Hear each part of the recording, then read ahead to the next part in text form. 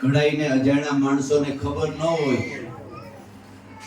અને જોઈને કહેતા હોય કે આને હું પૂજા કરતા પણ અખિલ વિશ્વની અંદર ભગવાન વગરની જગ્યાએ કોઈની અણી મુકાય જેટલી નથી. આ મકાન છે ને, આ હોલ, એમાંય ભગવાન છે, અને આ પટમાંય ભગવાન છે, અને તમારા ઘટમાંય ભગવાન છે. એના વગરની ક્યાંય જગ્યા જ ખાલી નથી. પણ ઈ પ્રગટ જ્યાં જે ઘટમાં પ્રગટ થયો ને એને પૂજા કરી લ્યો ને, 33 કરોડ દેવતા, 68 તીરથ, 9 નાથ, સિદ્ધ 84, આખી વિશ્વની પૂજા થઈ જાય છે. એટલે તો ભગવાન કૃષ્ણએ કીધું હોય ને કે સર્વ ધર્મનો ત્યાગ કરીને તું મારે શરણે આવી જા, બસ હું તને સર્વ પાપોથી છોડાવીશ. બીજું કઈ તારે કરવાની જરૂર જ નથી. કેના વસન છે? ભગવાન કૃષ્ણ. એટલે વ્યાસજીને કહે છે કે તમે એટલા શાસ્ત્રો, પુરાણો, આ તે લખ્યું, પણ તમે પ્રેમ લક્ષણા ભક્તિ નથી કરી. અને પ્રેમ લક્ષણા ભક્તિ કરવા માટે બ્રહ્મનિષ્ઠ કોક જાજડમાન સદગુરુની જરૂર પડે. પણ વ્યાસ તો મહાપુરુષ હતા, એ કઈ જીવા તેવા હતા. એટલે ત્યાં નારદજીના શરણ પકડી લીધા કે આ વાત તમે મને કરો છો ને એટલે તમે જ મારા ગુરુ થાવ. તમને આ વાતની ખબર હોય. ઘણાઈને આપણે સત્સંગ કરતા હોય ને કે સદગુરુ વિના આમ ન થાય ને તો આપણે હામાં પૂછે કે એવા ગુરુ ક્યાં મળે? એવા ગુરુ ક્યાં મળે?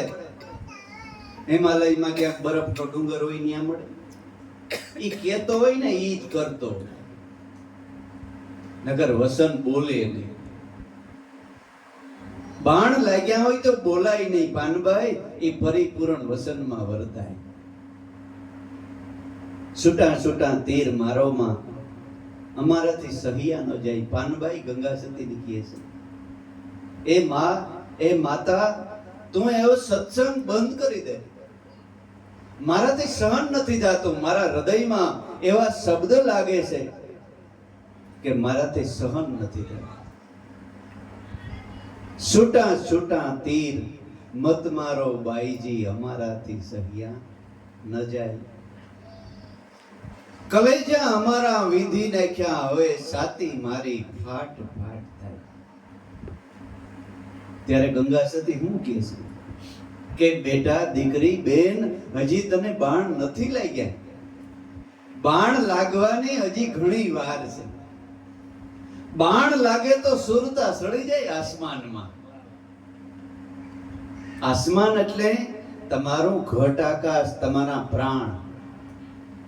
વસન રૂપી બાણ જેને જેને લાગ્યા ને એને સુરતા, પોતાના પ્રાણ અને સુરતા બે એક થઈ ગઈ.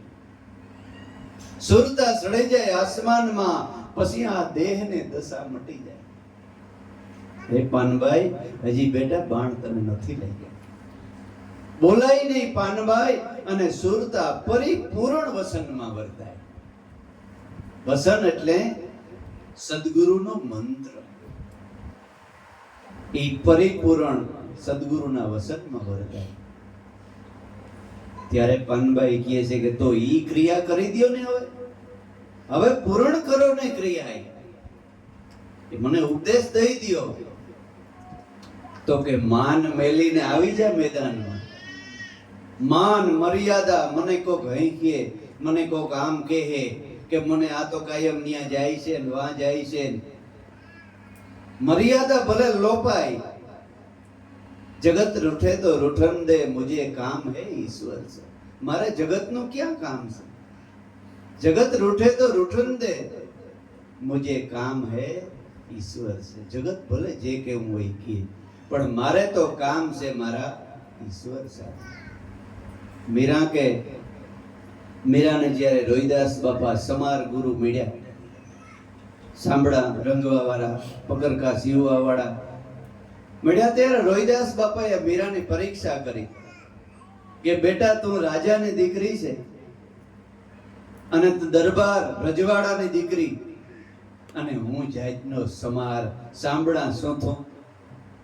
એવો તને ગુરુ અને જગત તને કહે કે આ તો ઓલા સમારને શિષ્ય છે. તને કઈ નહીં થાય, તને દુઃખ નહીં થાય. ત્યારે મીરા એક નાની એવી દીકરી 16-17 વર્ષની દીકરી ખડખડાટ મંડી હસવા. ઓહો ગુરુદેવ, તમે કેવી મારી પરીક્ષા કરો છો. રોહિદાસ બાપા કહે કે આના શેરામાં કઈ ફેર નથી પડતો. ગુરુદેવ એક વાત કરું, તમારી આજ્ઞા હોય તો કરું. તો કઈ બોલ ને બેટા. તો કે ઊભી બજારે આમ હાથી વયો જતો હોય અને ગામડાની અંદર કૂતરા ચારી બાજુથી ભસતા હોય. એક આ બાજુથી નીકળ્યું ને એક આ બાજુથી હાથી આમ મસ્તાન થઈને પડ્યો જતો હોય અને કૂતરા ભસતા હોય તો આબરો હાથી ને જાય કે કૂતરાઓને? રોહિદાસ બાપા હાસાના મને થઈ ગયા. ઈ તો દીકરી કૂતરાઓને જાય ને. તો કે તો જગતનું એમ માની લ્યો ને બાપુ, હે? અને મને શરણમાં રાખો, છઠ ઉપદેશ દિયો. મારે આ જગતને મારે કઈ લેવા દેવા નથી. એના નામના બાપુ નગારા વાગે. મેવાડ કેનું? તો કે મીરા. હે કા રાજા કઈક થઈ ગયા મેવાડમાં, કોઈનું નામ નથી લેતા, મીરાનું કેમ લે? હે કારણ કે સદગુરુ શરણને પ્યારી બની ગઈ. હે મેવાડનું નામ મીરામ યાદ આવે, મેવાડનું નામ પડે તો જુનાગઢનું નામ પડે તો નરસિંહ યાદ આવે, પોરબંદરનું નામ પડે તો સુદામો યાદ આવે, મહાત્મા ગાંધીજી યાદ આવે. જેને જેને સદગુરુના શેડા અડી ગયા ને બાપા, એના નામના જગતની અંદર 4 યુગથી એના નામના નગારા વાગે છે અને એના જ શાસ્ત્રો રચાણા છે. એટલે નારદજી કહે છે કે જો તમારે આ ભક્તિ પાડવાની શક્તિ હોય તો મારે શરણે આવી જાઓ, હું તમને ઉપદેશ આપું. એ નારદજીએ ઉપદેશ આપ્યો વેદ વ્યાસને. ત્યારે બધાય શાસ્ત્રોમાંથી અર્ક કાઢી, 18 પુરાણ, 6 શાસ્ત્ર, ઉપનિષદો બધાય માંથી થોડો થોડો અર્ક લઈ અને શ્રીમદ ભાગવત બનાવ્યું. ત્યાર પછી અને ભાગવતની અંદર ગુરુના ગુણ સિવાય કઈ નથી. એટલે લોયણબેન કહે છે ભજનની અંદર, ભાગવતમાં શું લખ્યું છે?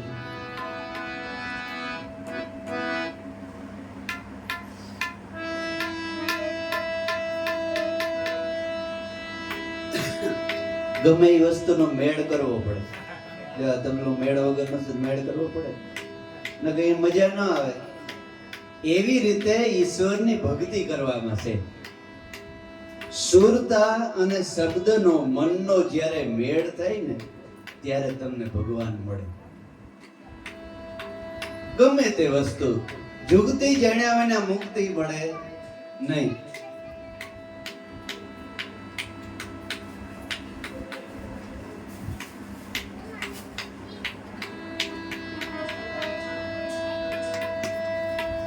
એટલે 18,000 શ્લોકનું ભાગવત એક નાની એવી દીકરી લખી નાખ્યું. પ્રેમ લક્ષણા ભક્તિનું નારદજીએ વર્ણન કર્યું છે. એ તમે બધા જે 10મી ભક્તિ કરો છો ને, એ જ પ્રેમ લક્ષણા ભક્તિ. આ કઈ નવીન વાત નથી કે આપણી મારી કઈ ઉપજાવી કાઢેલ નથી. મારા ગુરુએ મને સમજાવી, એ મેં તમને સમજાવી. એના ગુરુએ જે સમજાવી એ એના શિષ્યને સમજાવી. એમ કરતા કરતા આ શેડો ક્યાં જાય છે? સંત રામાનંદ કબીરના ગુરુ. કબીરના ગુરુ રામાનંદ થી ક્યાં શેડો જાય છે? શંકરાચાર્ય મહારાજે. શંકરાચાર્ય થી આ શેડો ક્યાં જાય છે? ભગવાન કૃષ્ણએ જાય છે. કૃષ્ણએ થી આ શેડો ક્યાં જાય છે? તો કે ભગવાન રામ સુધી. રામ થી આ શેડો ક્યાં જાય છે? તો કે કર્ણો, કુંભાર અને શ્રીબાઈ સતી અને ભક્ત પ્રહલાદ. 4 યુગથી આ રસ્તો પીડ્યો. હવે આજ નવો બહુ નથી બાપા. આના સિવાયના જે કંઈ છે ને એ બધાય સંપ્રદાયો. ધણકેડી, ડુંગરમાં ધણકેડી જાતી હોય. ધણકેડી અમુક હદ હોય ને ત્યાં બંધ થતી હોય, ત્યાંથી પછી ક્યાં જાવ? એટલે ભાગવતની રચના કરી. શું કીધું ભાગવતમાં?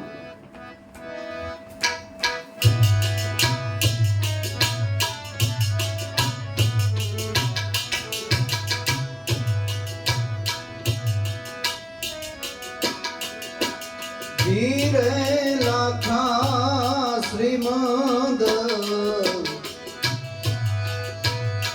ભાગવતમાં એમાં એ લખ્યું છે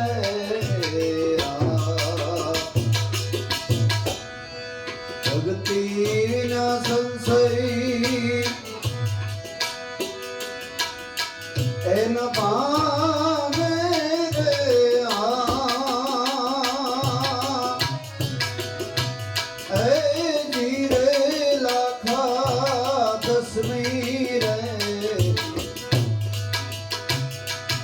ભક્તિમાં તમે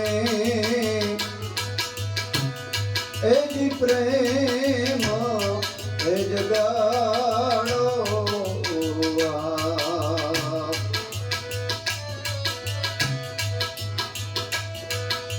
સુરતા સુનવા લાગે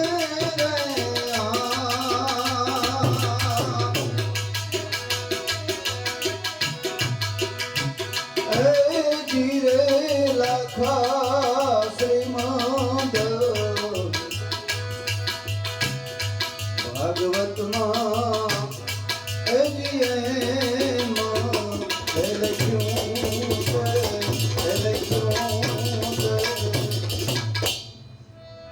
જીરે લાખા શ્રીમદ ભાગવતમાં એમ લખ્યું છે કે ભક્તિ વિના સંશય ભાંગે નહીં. પણ ભક્તિ કઈ ભક્તિ? લાખો કે તમે ભક્તિ ભક્તિ કયો છો, પણ ભક્તિ કેમ કરવી, કેવી રીતે કરવી ઈ તો કયો. તો કે બસ 10મી ભક્તિમાં પ્રેમ જગાડો તો તમારી સુરતા સૂનમાં લાગે. 10મી ભક્તિ એટલે 10મો દ્વાર. ન્યા આપણી સુરતા કાયમ રહેવી જોઈએ. 10મો દ્વાર ક્યારે બતાવે? સદગુરુ. તમને જે પ્રાણમાં સુરતા રાખી અને ભજન કરવાનું કીધું છે ને એ 10મો દ્વાર છે. 10મો દ્વાર આ શરીર આ થોલમાં ક્યાંય નથી. કોઈ કે અહીંથી જીવ નીકળે ને કોઈ કે અહીંથી નીકળે ની વાત કોઈની માનતા નહીં. પ્રાણ છે ને એ 10મો દ્વાર છે. છેલ્લી ઘડીએ માણસનું જ્યારે મૃત્યુ થાય છે ત્યારે માણસનું મન અને પ્રાણ અને એક એના કર્મ, આ 3 વસ્તુ ભેગી જાય છે. પછી પ્રાણ રૂપી પેટારાની અંદર આપણે શું મૂક્યું છે ઈ ન્યા ભેગું આવે છે. પ્રાણ છે ને એ પેટારો છે, એ તેજુરી છે. ઈ તેજુરીમાં તમે ચોરી કરીને રૂપિયા મૂક્યા છે કે નીતિના મૂક્યા છે? પ્રાણ છે ઈ તેજુરી છે. જો તમે શ્વાસે શ્વાસે સમરણ કરી તેજુરીની અંદર ઈ સતનામના જો સિક્કા જમા કર્યા હોય તો પાછા જન્મની અંદર ઈ નગદ નાણું થઈને મળશે. નગદ નાણું કેને કહેવાય ખબર છે ને? આખા વિશ્વમાં જે હાલે ને એને નગદ નાણું કહેવાય. ભારતનો રૂપિયો અમેરિકામાં ન હાલે. હે, નગદ નાણું હોય ને એ વિશ્વમાં હાલે. આ નગદ નાણું કહેવાય. કાગળ છે ને એ બજારની અંદર કાગળ ઉડતું હોય, કઈ કિંમત હોય, પણ ઈ જ કાગળ માથે ગવર્મેન્ટનો સિક્કો લાગી જાય તો 2000 ને નોટ થઈ અને માણસ પાસે હાલે. ઈ જ કાગળ. હે, આ સોખી વાત છે ને. એવી રીતે તમારો શ્વાસ ખાલી વયો જાય છે ને એ આ રખડેલા કાગળની માફક વયા જાય છે.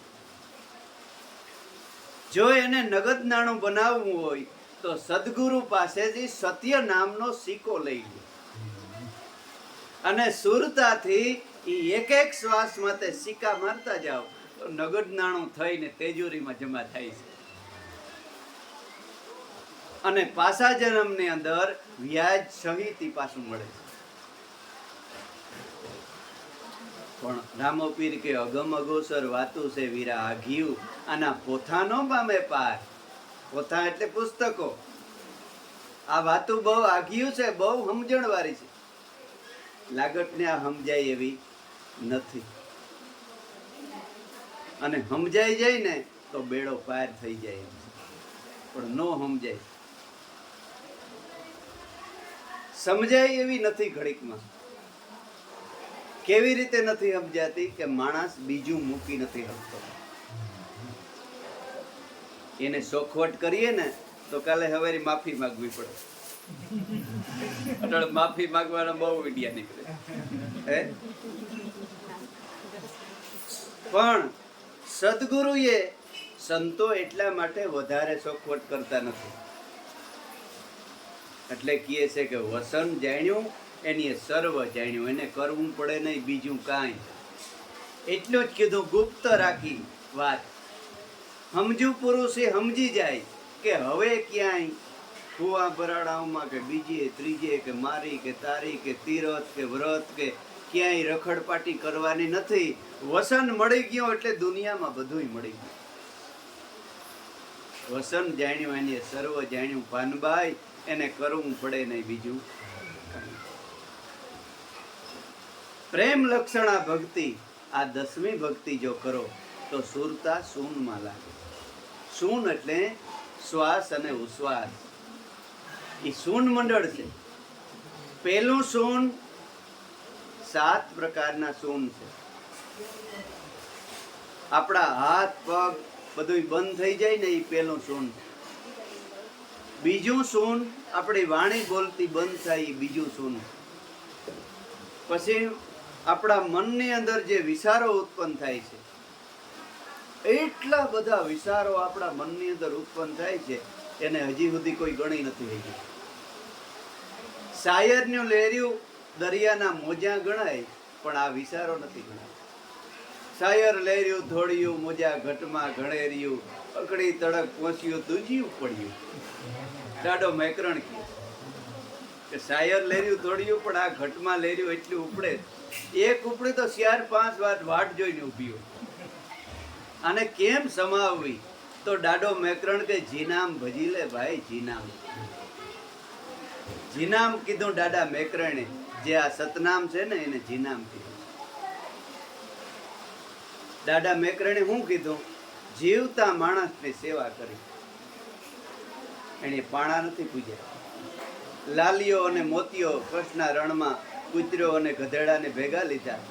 કૂતરાના નાકમાં એવું છે કે માણસ આવે ને એ ગંધ પારખે, એટલે એ બાજુ કૂતરો લઈ જાય ને ગધેડા માથે બેડા પાણીના રાખ્યા હોય. એ કૂતરો માણસ પાસે જાય ને પછી એને પાણી પીવરાવે, નાસ્તો કરાવે અને બસ જીનામને ભક્તિ કરે. બીજું કઈ મેકરણ દાદાઈ ન કરી. અને એવડો મોટો મહાપુરુષ જેને કબીરની વાતની પણ માથે શેરો મારેલો. હે, કબીર સાહેબને એમ થયું કે જગતની અંદર મારાથી મોટા કોઈ છે કે નહીં. 18 કોટડીનું જ્ઞાન કબીર સાહેબે કહ્યું. અને પછી પોતાના સેવકને કીધું કે આ બધા સંતો પાસે સહી કરાવીએ. એટલે સેવક ગયો કે ભાઈ આ કબીર સાહેબનું કાગળ છે. તો કે ભાઈ શું કરવાનું છે? તો કે 18 કોટડીનું જ્ઞાન કીધું. કોઈ કીધું તો કે સહી કરી દઈએ. કે ભાઈ કબીર સાહેબની વાત તો હાસી જોઈ. ફરતો ફરતો સેવક દાદા મેકરણ કચ્છમાં ગયો. દાદા મેકરણને કાગળ આપ્યો અને કીધું કે ભાઈ કાગળ કેનો છે? કબીર સાહેબનો છે. 18 કોટડીનું જ્ઞાન કીધું, એટલું દુનિયામાં કોઈ જ્ઞાન કથી ન હગે. એને તમે સહી કરી દો. ખોટી વાત, હું સહી નહીં કરું. તો કે હું તો સીઠીનો સાકર છે, તમારે સહી કરવી જોઈએ ઠીક, અને શેરો મારવો હોય જોઈએ ઠીક. દાદા મેકરણી માથે ચોકડી મારી અને નીચે લખ્યું અરે કબીરા, એવડો મોટો સમુદ્ર અને તું શેકલ્યો થઈને એમાં સાસ બોરી અને સમુદ્ર કઈ પાણીનો ઊણું થઈ જાય? તે ખાલી સાસ બોરી કબીરા. એમ સમુદ્રનું પાણી ઓછું ન થાય. ત્યાંથી પાછો મળી કબીર પાસે ગયો. કબીરે કીધું કે નીકળ્યો એક નીકળ્યો. હે એટલે સત્ય નામ એ બ્રહ્મ, પૂરેપૂરો બ્રહ્મ તમને મળી ગયો. પછી તમને કર્મકાંડ, ચોવરાવું, મારી તારી કર્મકાંડ કોઈ વસ્તુ કરવાની જરૂર નથી. બે જ વસ્તુ તમારે કરવાની છે. એક તમારે ભજન કરવાનું અને ભગવાને જે કઈ તમને ધંધો આપ્યો એ બે. એના સિવાય સંતોએ કઈ બતાવ્યું નથી. એટલે નારદજીએ ઉપદેશ કર્યો. નારદ પેલા નુગર્યો હતો, ગુરુ વગરનો હતો, પણ 108 વિદ્યા જાણતો નારદ. કેટલી? વાંધો નહીં, સેટે ભલે આવ્યા હોય તો સુદામડા નામ બહુ સેટે ભલે આવ્યા હોય તો. જય ગુરુદેવ, જય ગુરુદેવ. કાયમ ગુરુ ચરણમાં રહેજો, ભજન કરજો મારા બાબા. વિદ્યા, પોતાની વિદ્યાનું અભિમાન અને ભગવાન વિષ્ણુની કે સભામાં, જય ગુરુ, વિષ્ણુની સભામાં આગળ આવીને બેસે એમ કે હું તો 108 વિદ્યા જાણું છું, નામ છે ને તેમ છે. એટલે ભગવાનને એમ થયું કે આ નારદ નુગર્યો છે પણ એને વિદ્યાનું એને અભિમાન છે. એટલે સત્સંગ પૂરો થાય ને એટલે ભગવાન કે ઓલો નારદ બેઠો હતો ને એ જગ્યા લીપાવી નાખજો. એટલે એક માણસ આવે, સાણ લઈ અને જગ્યા નારદ ને લીપી નાખે. કાયમ નારદ સત્સંગમાં આવે અને ભગવાન જે જગ્યા લીપાવી નાખે. આપણે નથી કહેતા કે ભાઈ એના પગલાય વારી નખાય, કોઈ એવો માણસ હોય તો કે. એટલે ભગવાને આવું કર્યું, કાયમ નારદ બેઠો હોય ને એ જગ્યા લીપાવી નાખે. એક દિવસ નારદ ને બજારમાં કોઈ ભાઈ ભેગા થયા, સત્સંગી ભાઈ, કે નારદા તને કઈ ખબર છે? તો કે ના ભાઈ હું. તો કે તું દેવ સભામાં, વિષ્ણુની સભામાં કાયમ આવે છે ને? તો કે હા. તારી જગ્યા ભગવાન લીપાવી નાખે છે. મારી જગ્યા? તો કે હા, કાયમ લીપાવી નાખે. તો કે મારામાં એવો હું દોષ ને ગુનો? એ ભગવાનને પૂછી લેજે, એ મને ખબર નથી, પણ જગ્યા તારે લીપાવી નાખે. બીજે દિવસે ભગવાન વિષ્ણુની સભા ભરાણી, બધા આવ્યા, નારદ આવ્યો. શેરો બેરો જરાક બદલાઈ ગયેલો એટલે બેઠો ને સત્સંગ સાંભળ્યો ને પછી પ્રસાદ લઈને બધા ભાગવા માંડ્યા. નારદ આમ બારણાટો હતાઈ ગયો કે આ વાત હાસી છે કે ખોટી, જોવા માટે. નારદ ત્યાં ઉભો, બધા વ્યા ગયા એટલે ભગવાન કહેલા નારદની જગ્યા લીપાવી દે. એક જણો આવ્યો તે ચાણ લઈને જગ્યા લીપાવી નાખી. અને ભાઈ નારદ રાતો પીરો થઈ ગયો. ભગવાન પાસે આવીને કે મારો શું ગુનો ભગવાન? તો કાં જઈ ગયું કે મારી જગ્યા તમે કાં લીપાવી નાખો? તો કે નારદ કે હું 108 વિદ્યા જાણું, હું શાસ્ત્ર જાણું, વેદ જાણું, આ તે બધું જાણું છું, પણ તું બધું જ નારદ જાણે છે, પણ તું નુગર્યો છે. એક નુગર્યાના શિર ઉપર 184 નો ભાર. નુગર્યાના શિર ઉપર 184 લાખનું પાપ માથે ઘૂમે છે. નારદ એટલા તો મારે ગુરુ કે નહીં કરવા? નારદ તો કે ઈ સલાહ હું આપું? ભગવાન કે કાલ સવારના પોરમાં પેલો માણસ તને સામો મળે ને એને તારે ગુરુ કરી લેવાનો. બીજે દી નારદ તો નીકળ્યો તો માથે માસ્ટરનો ભારો હુંડો અને ધીમર આવે. આને મારે ગુરુ કરવું? આને તોરો ગુરુ કરાય? ભગવાન તો કહેતા હોય પણ ન કહે. પાછો ભગવાનને ભગવાન કે માથે માછલાનો હુંડો નહીં તો આવતો તો ઢીમર, તો કે તારા ભાગમાં હતો એવો મળ્યો. ભગવાન કે તો કે પણ એક દી ટાઈમ આપો ને, તો કે જા કાલ પાછો જાય. બીજે દી ગયો તો બીજે દી જ આવતો. એટલે મેં મહાન ભાગ્યશાળી હોય ને એટલે હારા સદગુરુ મળે, નગર ભાઠા મળે. દાંડ ગુરુ ને ભાંડ સેલા એ તો કાયમ ભેગા થાય, પણ સિદ્ધ ગુરુ અને ચતુર સેલા એ તો કોક કોક દી ભેગા થાય. સત્ય, પ્યોર સત્ય. મને એમ કહેતા હોય કે તમે આવું ચોખ્ખું પ્યોર સત્ય ન બોલો,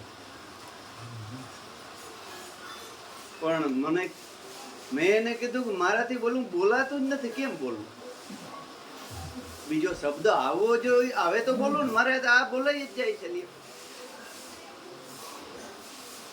અને એક ભાઈ કે આવો સત્સંગ ન કરાય, હું કા તો કોક શીખી લે. કોક શીખી લે. અરે મારા બાપ કોઈ શીખવા વાળાને તો હું ગોતું. જો મારી આ કોઈ જ્ઞાન ગંગા રેલાવે ને એવો માણસ તો હું ગોતું.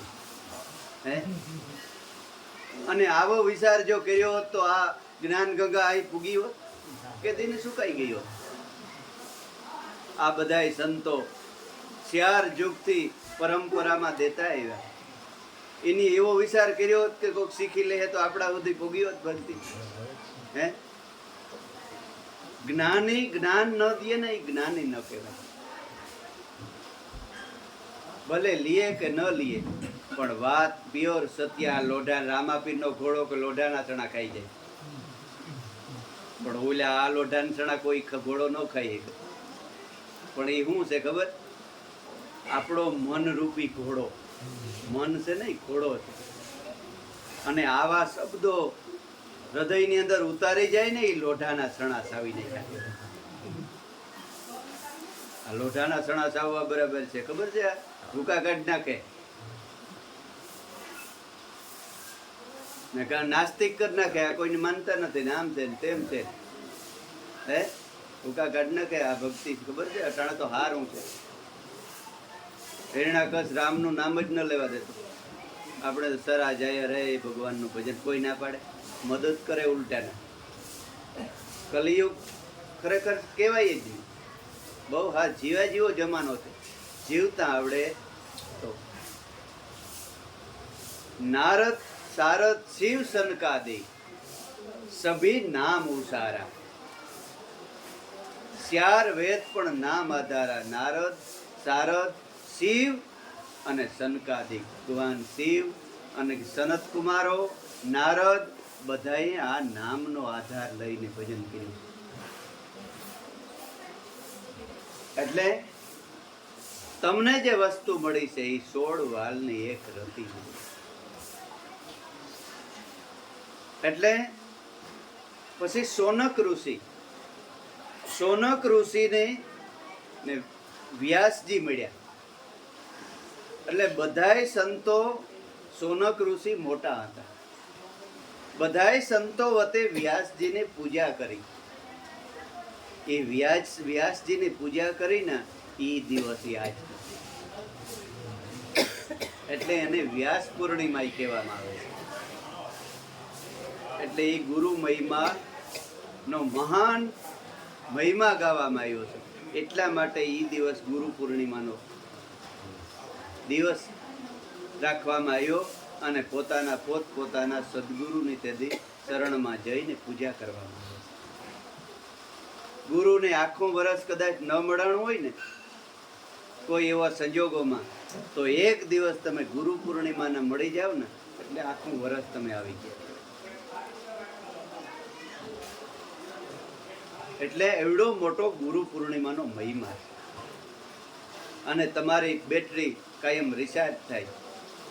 ખરા દિલથી, ખરા ઉમંગથી સદગુરુ ગુરુ પૂનમ નદી જઈ અને એક દિવસ પોતાનું હૃદય ભરી લે, અને કદાચ સંજોગો એવા બની ગયા હોય ને ન અવાય, તો આખો દિવસ, આખું વર્ષ એ આવી ગયો છે. એટલે સંતોએ આ રાત દિવસ ઉજાગરા કરી અને પોતાના દેહને ઘણી નાખ્યા આ સમજાવવા માટે થઈ. એટલે ભગવાન કૃષ્ણ અર્જુનને કહે છે કે ગુરુજીના દર્શન અર્જુન ઉત્તમ છે.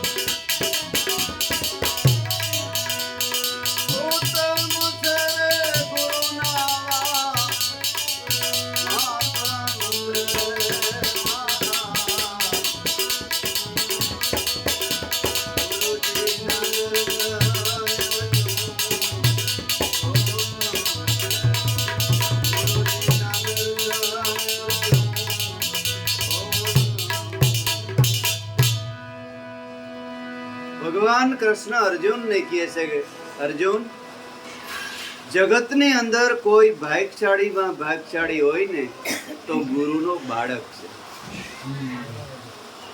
એનાથી સળિયા તો આ જગતમાં ભાગ્યશાળી બીજો કોઈ નથી. કેમ કે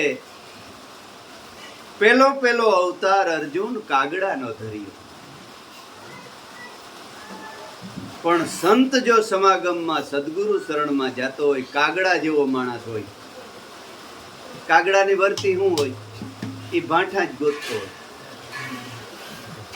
ગાય શરતી હોય તો એ ભાંઠું હોય ને ત્યાં જ ચાંસ મારે, માલધારીને ખબર હોય. ભેંસ શરતી હોય તો એ ભાંઠું હોય ત્યાં જ ચાંસ મારે. પણ કાગડાનું દ્રષ્ટાંત આપી અને માણસને કીધું કે માણસ એવો કાગડા જેવો કોક હોય ને, એ માણસ થોડોક દુઃખી તો હોય ને પાછો વધારે દુઃખી કરે, એને કાગડો કહેવાય. અને ઘણા પાછા એમ કહેતા કે આપણે હાવ કાગડા જેવા હો. એ ભાઈ કાગડો થામાં હંસ જેવો થાય. કાગડો શું કામ થાય? હંસ જેવો થાય ને. એટલે કાગડા જેવો માણસ જો સંત સમાગમમાં જાય તો એનું હૃદય પરિવર્તન થોડુંક થાય. કાગડો મટી અને ધીમે ધીમે બગલા જેવો થઈ જાય. કાગડાને વિચાર થયો એકવાર. કાગડાને મોરલો જ્યાં જાય ત્યાં માણસ દાણા લઈને દોડે. મોર આવ્યો, છોકરા આ તે જોવા દોડે. અને આપણે જઈએ તો પાણો જ ઉપાડે માણસ. હવે આજથી કે આપણે મોર બની જવું. પણ મોર બની જવાનો વિચાર આવ્યો, પણ મોર કેવી રીતે બનાય ને એ ખબર નહીં. એટલે શું કરે, જ્યાં મોરના પીછા પડ્યા હોય ને એક પીછું લઈ લે ને પોતાનું કાઢી નાખે ને મોરનું નાખે. એમ કરતા કરતા પોતાના બધા પીછા કાઢી નાખ્યા ને મોરના નાખી લીધા. અને ઉડીને પછી મોરની નાચમાં ગયો. મોરની નાચ કે આ ગધેડાનું ડીંડું અને હિયાડાનું મોં આ કયું જ ને. મોરલા કે આ પીછું હોય કે મારું છે, ઓલો કે આ મોરનું મારું છે, આ પીછું મારું છે. બધા પીછા કાઢી લીધા. પોતાના ગયા, મોરના ગયા ને પોતાના ત્યાં પીછા વગર નો થયો. મારો કાગડો ગાતે ભારી કરી મારા ખોઈએ. હવે મારી નાચમાં જવા દે, ન્યા વગર ઉધાર નથી. પોતાની નાચમાં ઉડીને પાછો ગયો તો પોતાની કાગડા બધા ગયા કે આના છેટા રહેજો, આને ખોફ થઈ લાગે. અને ખેરો થયો તો પીસા ગહાઈ ગયા. આપણે એનો વાયરસ લાગી આના છેટા. એટલે જો સમજણ વગરનો જો હંસ થવા કે બગલો થવા જાય ને તો નકામ. કાગડામાંથી ઘણા અટાણે હંસ બનવા જાય છે, પણ શું કરે છે, વેશ પહેરીને થવા જાય છે. જટા વધારે, દાઢી વધારે, પછી ભગવાન પહેરી લે, ગરબારનો ત્યાગ કરે, એ પીસાંગ બદલાઈ નાખે. એ હંસ ન બને. પણ ભલે તમે માલધારીના દીકરા હોય, સારણ આવ્યા બધા ગઢવી, એને ભલે વસ્ત્ર એના એ જ છે, દેશ નો છોડ્યા, વેશ નો છોડ્યા, વસ્ત્ર બધા એના, પણ એનું હૃદય પરિવર્તન છે. મન જેને સદગુરુ શરણમાં ધરી દીધો ને એ મોટામાં મોટો સંત છે બાપુ.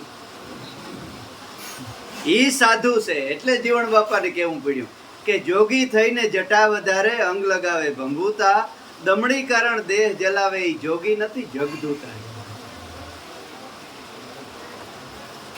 અંદરથી જીવન પરિવર્તન થવું જોઈએ. નકર તો બધા માણસને જગતને દેખાવશે, ભક્તિ નથી. સંત સભામાં આવે, કાગડા જેવો માણસ આવે, ધીમે ધીમે એને એમ થાય કે ઓહો કેવી સભા છે, કેવી મર્યાદા છે, કેવી બેનો દીકરીઓ બધી બેઠી, કેવા કીર્તન ને આ તેન ગાવે. આપણે ખરેખર અહીંયા હોય એટલું હૃદય પરિવર્તન થાય ને તો એ ભાંઠામાં સાસુ માર તો બંધ કરી દે અને બીજો અવતાર એનો બગલા જેવો થાય. કાગડા કરતા બગલો હારો. એ એક જ જગ્યાએ બેસે છે, એક જ જગ્યાએ બેઠો રહીએ અને માછલી આવે ને ત્યારે પોતાનો ખોરાક લે છે, બાકી બીજે કઈ રજળપાટ કરતો નથી. એના કરતા બગલો હારો. પણ બગલાની વૃત્તિ કેવી હોય કે નદી કિનારે જાય આપણે એમ થાય કે આ હંસ છે, પણ માછલી છેતરાય કે ગધનો આ કોક ભગત આવ્યો લાગે, હાલ શરણામૃત લઈ લો. માછલી બિચારી શરણામૃત લેવા જાય તો એવડી ડોક લાંબી કરીને ગરકાવી જાય. પાછી એ ઓગારી જાય તો બીજીને કહેવા ન જાય કે આ પાખંડી કે રેવા દેજો જાજો. હે એટલે આ બગલા ભગત આમ કહેવાનું. એટલે સંતોએ દ્રષ્ટાંત આપ્યું બગલા કીધું માણાને. બીજો અવતાર અર્જુન બગલા નો ધરી, નદીને કિનારે બેઠો બેઠો મસીયા મારે. પણ મારા આવા ગુરુજીના દર્શન ઉત્તમમાં ઉત્તમ દર્શન હોય તો આવા સંતોના સદગુરુના દર્શન.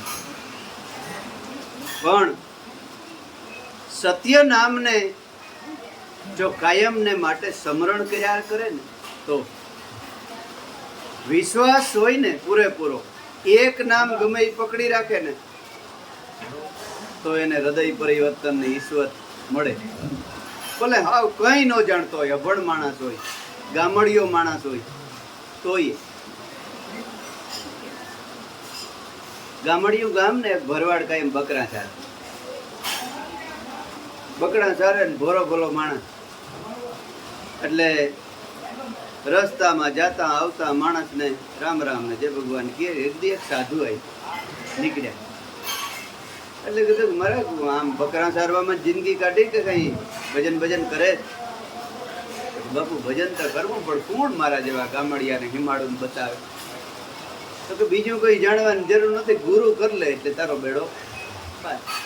તો કે તો બાપુ તમે જ મારા ગુરુ થાવ ને. પોતે પાણી પાયું, રેડકા જેવો ચા બનાવીને પાયો સાધુને. સાધુ આમ દયાળુ એટલે રીજી ગયા. એટલે એને થયું કે આને આટી ઘૂંટી વાળો મંત્ર જો આપીશ તો આને નહીં આવડે ને મારે આજે જ નીકળવાનું, પાછો તો હું કેદી નીકળી. એટલે કીધું કે હું તારે માથે હાથ મૂકી દઉં, આજથી હું તારો ગુરુ અને તું મારો શિષ્ય. તો બાપુ મંત્ર આપો. અને હાવ હેલો મંત્ર આપ્યો કે જ્યાં તારે લક્ષ્મીનારાયણ કર્યા રાખો. કઈ વાંધો નહીં. બાપુને પૂજા કરી, દક્ષિણા હા તે દઈ એકદમ હરખાતો. પણ બાપુ કઈક માળા જેવું તો આપો ને. ત્યાં લીંડિયું બકરાની પડ્યું હતું, એને માળા બનાવી દીધી. ચાલે આ માળા. એટલે એકદમ હરખાતો ગયો ઘેર જઈને ઘરવાળીને કે બકરા આજ વાળામાં તમારે પૂરવાનું થયું. તો કાં? તો કે મને ગુરુ મળ્યા, મારે ભજન કરવાનું. હું તો જો રખોલું રાખીને બકરા ચારી દે. કઈ વાંધો નહીં. ઓલા રાજી થયા કે આ નડતો હારે ઘરમાં. એટલે દિયા થયો. એટલે હાથમાં ઓલું લપસિંદર જેવું લઈ લીંડીઓની માળાને બેઠો મંત્ર ભૂલાઈ ગયો. વિચાર કરે કે મંત્ર ભૂલાઈ ગયો ને હવે ગુરુને ગોતવા ક્યાં? હે ગુરુદેવ, મંત્ર તમે યાદ કરાવો તો થાય. એમ વિચાર કરે ને પોતાના દીકરો 1.5 વર્ષનો આવ્યો રમતો. એ દાદા તમે આ હું લપસિંદર જેવું હાથમાં જાય જવું શીખે? હા જોઈ લપસિંદર મારો ગુરુ હારો કડવું છે કે જો આને આ હૃદયમાં આવીને કહી ગયો. અને એ લપસિંદર ગુંડાણું. ખાવા પીવાનું બધું ભૂલાઈ ગયું, સમાધિ થઈ ગઈ. રાતનો 1:30 વાગ્યો અને ભગવાનને પેટમાં દુખાવો ઉઠ્યો. આમથી આમ ગોથા મારે. લક્ષ્મીજી કે તમે હું આજે અમે અહીંયા હુતા જ નથી, ગોથા જ મારો છો? પણ કે હુએ ક્યાં હકનો ઓલો જો ને મંડાળો તો કોણ? તો કે ઓલો મારો ભગત. લક્ષ્મીજી જોયું કે એ તમારું નામ ક્યાં લે? એ તો લપસિંદર કરે. તો કે દેવી મારું કોઈ નામ જ નહીં, હું અનામી પુરુષ આત્મા છું. પણ મને નિમિત્ત બનાવીને ગમે તે પાડે ને નામ, એ મને મંજૂર છે. મારો ભગત મને ગાંડો કહે ને તોય મારું નામ ગાંડો, ઘેલો કહે ને તોય મારું નામ ઘેલો. હરિ તારા 1000 નામ કીએ નામે લખવી કંકોત્રી. જે કહે ને મારો ભગત એ મને મંજૂર. એટલે મારા નામને જ મારા ફેરવે મારે હવે જવું પડે. તો લક્ષ્મીજી કે જાઓ. ભગવાન આવ્યા ને ઓઠણ ચાલીને આમ હલાવ્યો નામ આખું ખોલી